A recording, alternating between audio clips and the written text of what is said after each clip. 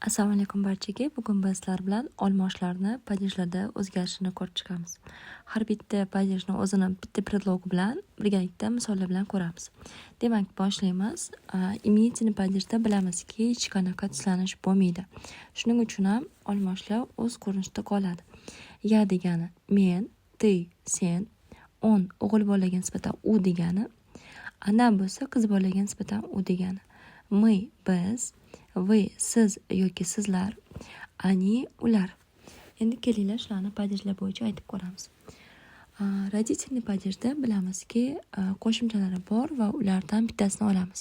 Misol uchun, околоni oladigan bo'lsak, yonida tarjimasida keladi. Aytib ko'ramiz. Meni yonimda bo'lsa около меня.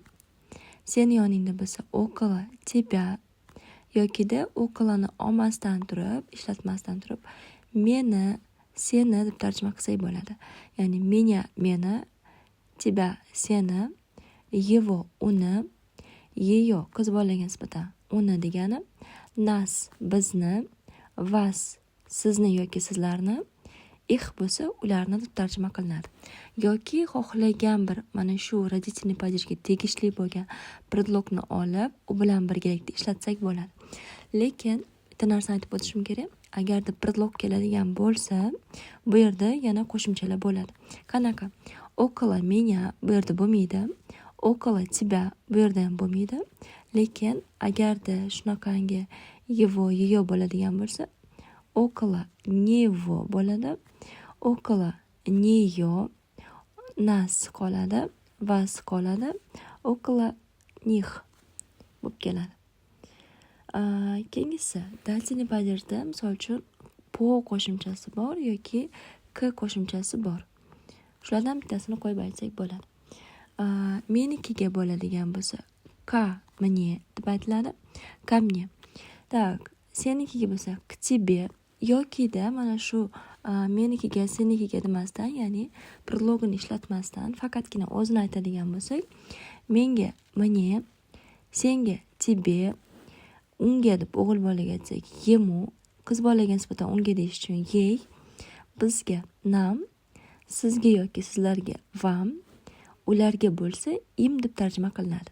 Va boya aytib o'tganimdek, predlog qo'shiladigan bo'lsa, ya'ni k yoki po predlogini oladigan bo'lsak, o'zgarishlar bo'ladi. Ya'ni bu yerda n harfi qo'shiladi. К нему, к ней, к нам qoladi, к вам qoladi. K nim bo'lib o'zgaradi. Ya'ni mana shu 3 ta holatda n harflari oldidan keladi, qachonki predlog ishlatilsa. Venitiniy padejda xuddi родительники bilan bir xil bo'ladi. Jonli otlarga bir xil ishlatiladi. Keyingisi творительный padejni ko'rib chiqamiz.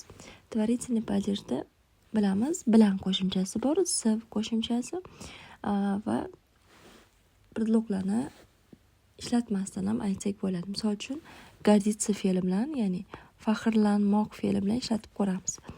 Faxrlanmoq fe'li bu s predlogisiz keladi va mana shu olmoshlar bilan ishlatib ko'ramiz. Гордиться mной, men bilan, тобой, sen bilan, гордиться им, u bilan, o'g'il bolaga nisbatan, qiz bolaga nisbatan, ею. E'tibor beringlar, bu yerda n kelmayapti, ya'ni n harfi qo'shilmaydi, chunki predlog kelmayapti. Agar predlog kelsa qo'shiladi. Гордиться nami, biz bilan, vami, sizlar bilan yoki siz bilan, imi bo'ladigan bo'lsa, ular bilan deb tarjima qilinadi. Endi bu yerda predlog keladigan bo'lsa, misol uchun men bilan deb aytish uchun со мной deymiz. С тобой, sen bilan, с ним, u bilan, o'g'il bolaga nisbatan, с нею,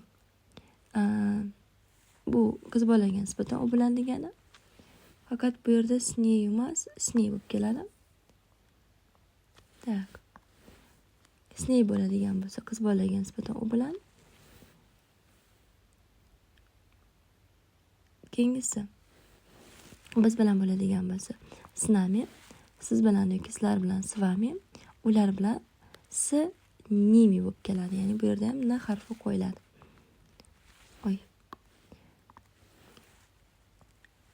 Keyingisi, oxirgi padejimiz bu haqida qo'shimchasi edi. Ya'ni o qo'shimchasi предложный падежda keladi. Men uchun men haqimda demoqchi bo'lsam, bu yerda обо мне deb aytardim. Sen haqingda bo'lsa о тебе, u haqida desak о нем, qiz bolaga nisbatan о ней, biz haqimizda о нас, siz yoki sizlar haqingizda bo'lsa о вас, ular haqida bo'lsa о них bo'lib keladi. Ya'ni shunaqangi tartibda o'zgartiramiz. Aytib o'tganimdek, predloglari bilan kelsa, mana shu joylarda n harfini qo'yishni esdan chiqarmanglar. Agarda predlogsiz faqat o'zi keladigan bo'lsa, uni ham tarjimasi bor. Predlog kelsa, oldidagi predlog bilan birgalikda tarjima qilinadi.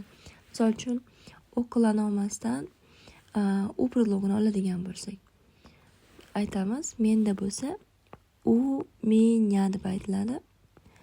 Tak, o'g'il bolaga nisbatan unda deb demoqchi bo'lsak, u него bo'lib keladi. Ya'ni oldidagi predlogiga qarab tarjimasi o'zgarishi mumkin. O'ylaymanki, bu mavzuimiz sizlarga tushunarli bo'ldi. Keyingi darslarimizgacha ko'rishguncha xayr.